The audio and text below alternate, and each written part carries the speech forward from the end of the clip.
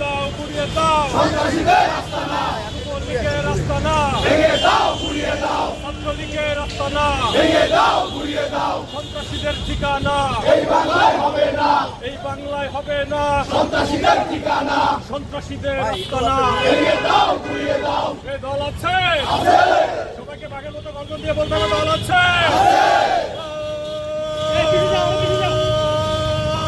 সেই দল ছাত্র দল, ছাত্র দল ঢাকা কলে ছাত্র দল খালেদা জিয়া খালেদা সন্ত্রাসীদের আস্তানা ভেঙে দাও গুড়িয়ে দাও, যুবলীগের আস্তানা কইরা কইরা চলে বল,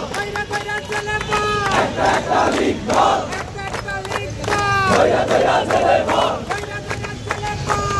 একটা লীগ দল ভেঙে দাও গুড়িয়ে দাও। সেই সময় আর নেই। বর্তমান সময় ছাত্র জনতা তাদের সেই রূপ 5 জুলাই আগস্ট গণঅভ্যুত্থানে দেখিয়েছে যে অন্যায়ের বিরুদ্ধে কিভাবে গর্জে উঠতে পারে।